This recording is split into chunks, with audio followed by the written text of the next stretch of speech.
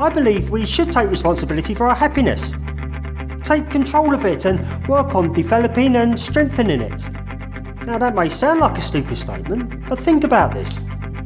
Are you always consciously aware of your emotional state? And can you change your mood if you need to? Or do you just let life control how you feel? In other words, who's leading who here? Are you taking control and choosing how you feel, no matter what life throws at you?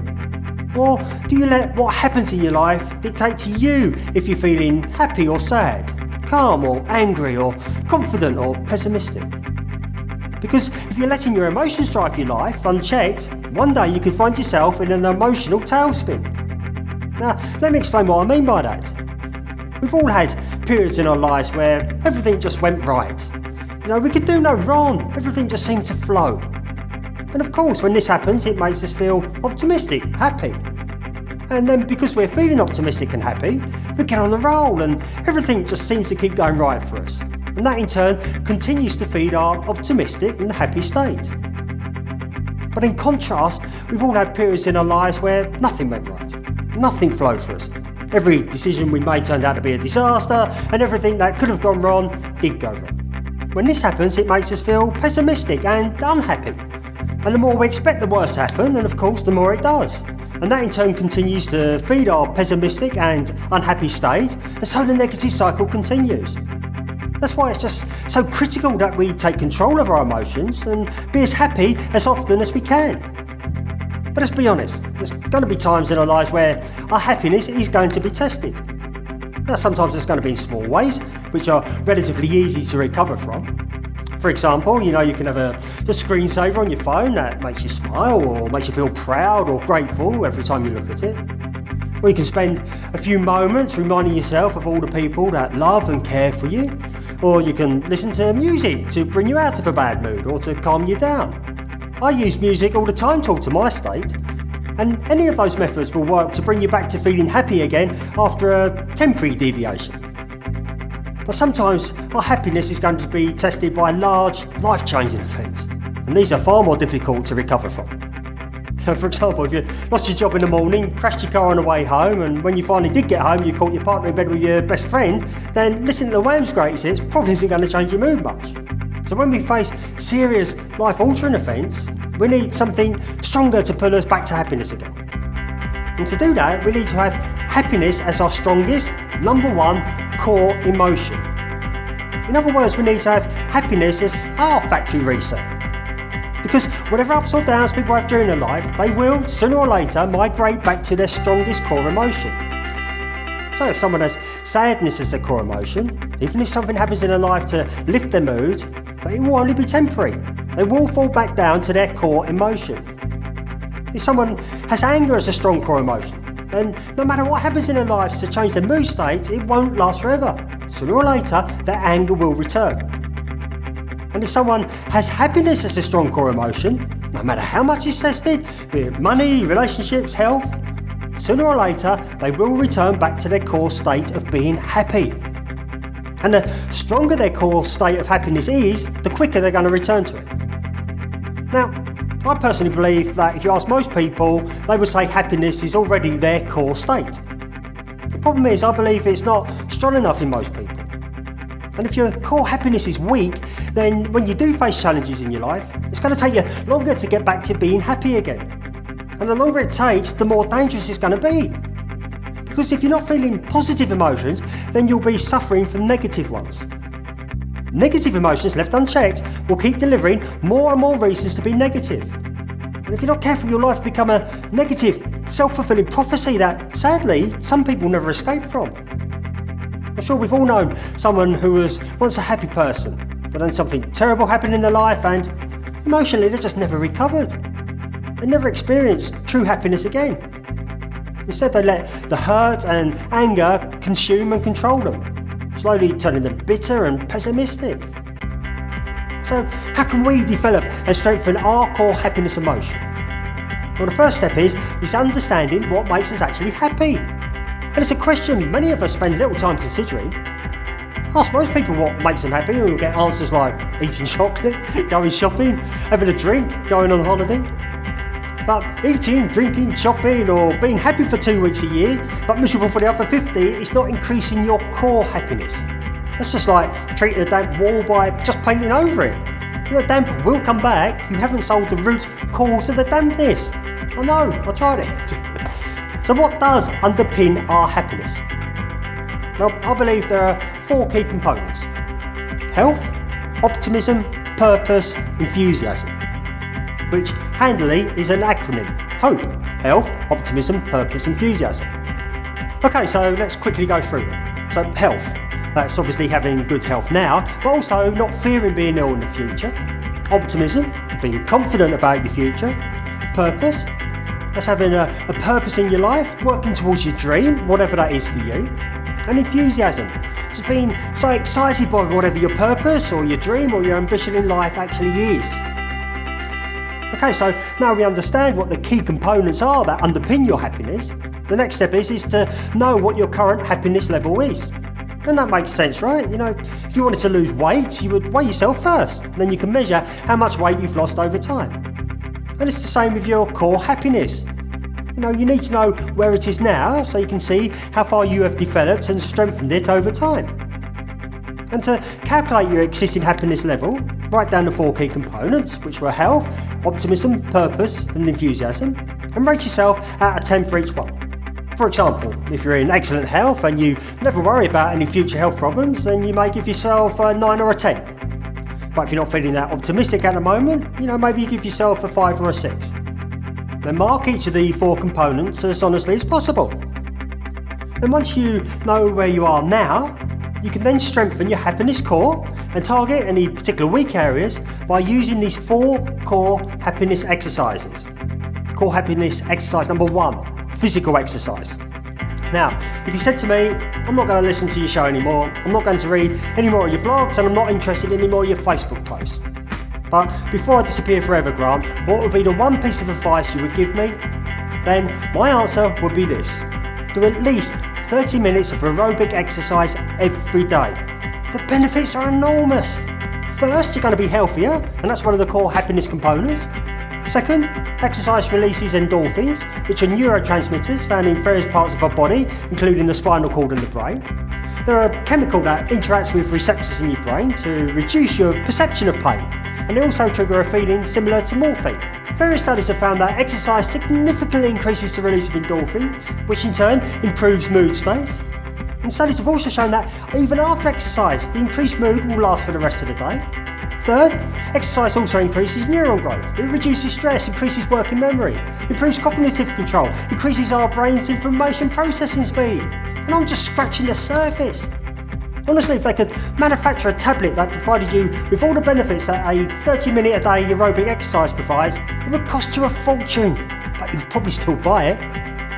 And look, you know, you don't have to be running a marathon by next year. You don't have to be going to the gym pumping iron 3 times a week. If you only do a little exercise now, then just start gradually. Maybe just a few more brisk walks 3 or 4 times a week. And just keep building it up until you're doing around 30 minutes a day. It's absolutely critical. Okay, next, core happiness, exercise number 2, develop your gratitude. So if a lack of optimism is affecting your happiness, then this exercise will be fantastic for you. Because I think all of us lose focus of the real important parts of our life sometimes. You know, for example, how many times have you been upset or angry or hurt, and then you hear someone else's bad news and you thought to yourself, well, that's put my problem into perspective. So if you can purposefully and consciously keep everything you're grateful for in mind, it will help you keep your day-to-day challenges in perspective. And if you're constantly reminding yourself, I'm grateful for my children, or I'm grateful for my partner, or I'm grateful for my parents, or I'm grateful for my health, or I'm grateful for my family's health, and so on and so on, oh, believe me, that will increase your optimism significantly. So how can you develop your gratitude? Well, the advice has traditionally been to force yourself to write down a list of between 3 to 5 things you're grateful for each day. Now, if you can do that every single day and you will never stop, then great. That is probably the best way to develop your gratitude levels. And that's exactly what I did when I heard about this a decade or so ago. You know, I started on the Monday, enthusiastically wrote another list on the Tuesday, and haven't done it again since. And that's the problem I have with so many of these self-development strategies. Most will work, But if nobody has the time or the inclination to do them, well then they're obviously not going to work. So I'm going to share with you what I do to keep myself grateful, and you can use it and it might work for you. I decided to have gratitude themed weeks. So over the weekend I choose what I'll be grateful for during the following week. So for example, 1 week was my daughter. I then spent the entire week keeping my gratitude for her consciously at the top of my mind. And I'm not saying I'm not grateful for my daughter the rest of the time, but it was extremely powerful for me to spend an entire week reminding myself how ridiculously lucky I am to have a daughter like her. Now how can you not be optimistic when you're having those thoughts all week? Give it a go. You only have to pick one thing to be grateful for each and every week. And do that and you'll soon be one of the most optimistic and happy people on earth. Okay, next, core happiness exercise number 3. Create your life dream. And use this exercise to give you a purpose in life. Because honestly, if you lack a purpose in your life, you're going to struggle to find consistent happiness. There needs to be a reason for you to keep going. Where's your destination? What's your why? And your why doesn't have to be finding a world cure for AIDS or ending world poverty or becoming the richest person in the world.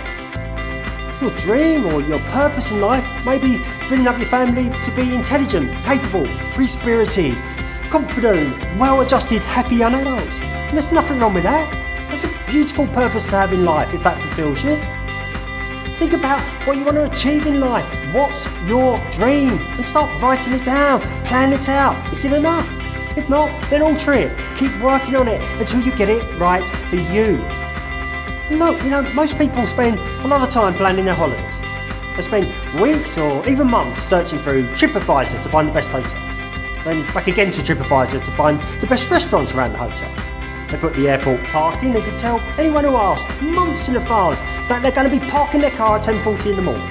That they're going to be taking off at 2 in the afternoon. They will land at 5, they will be out of the airport by 5:45, the taxi to the hotel is booked for 6, the transfer is 30 minutes long, and they will be in the hotel bar enjoying the first holiday drink by 7 p.m. All that military style planning for 1 or 2 weeks of their life. But you then ask them what their plan is for life and it's, I don't know. You need to have a plan for your life, a dream. That gives you your purpose, your why.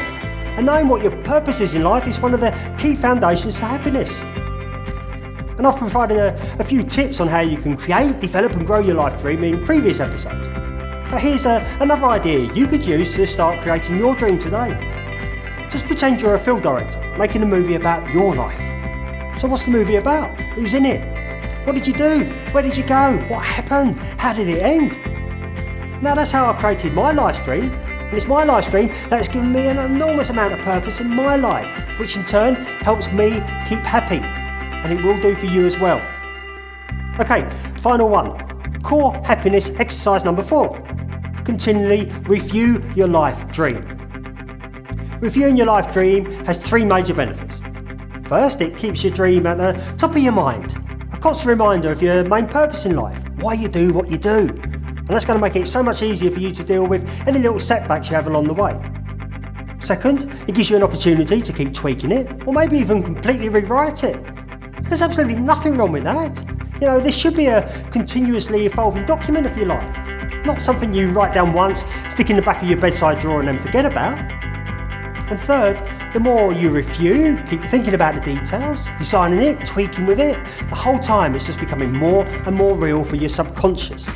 And trust me, there's only one thing stopping you from achieving your dreams, and that's your thoughts. Your subconscious mind, and what it believes to be true or not, what it believes to be possible or not. The more you expose your subconscious mind to the reality that these dreams are going to happen, the more your subconscious will believe you. And that's critical, because whatever you believe is true, you are always going to prove yourself right. So they are the 4 exercises to build and strengthen your core happiness, to make being happy your default state. And realise that being happy, just like any other emotion you feel, is a choice. In every moment, in every now, you can choose to be miserable or happy, calm or angry, confident or pessimistic. And that's an important realisation to have, because if you choose to be angry, then you're just going to see more things to be angry about. If you choose to be pessimistic, then you'll keep getting results to be pessimistic about. If you choose to be miserable, then you'll find loads more reasons to continue your misery. However, choose to be happy, then you'll be amazed how you'll see and experience more and more and more things to be happy about.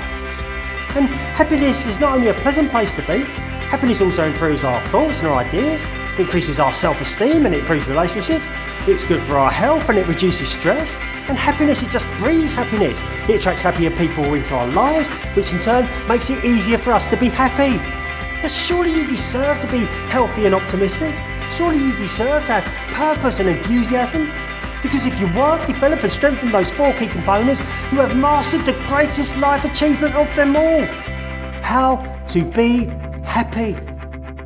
And remember, this week, these days, this now is going to pass anyway. So make this now a super now that just makes you go, wow.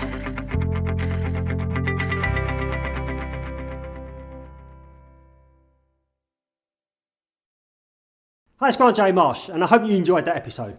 If you would like to receive further content and free training materials, please head over to supernowwow.com. If you would like to support the show, then I would be extremely grateful. Please subscribe to the show on iTunes if you haven't already, and leave an honest review of the show. Or, if you can put up with staring at me for each episode, you can subscribe to the YouTube channel Grant J. Marsh. Finally, I'll be absolutely thrilled if you join me on Facebook at Grant J. Marsh Fan. That's Grant J. Marsh Fan, where every day I'll try to post inspiring content for you. Thank you so much for your support, it means a lot. And remember, today's going to pass anyway, so make this now a super now that just makes you go, wow.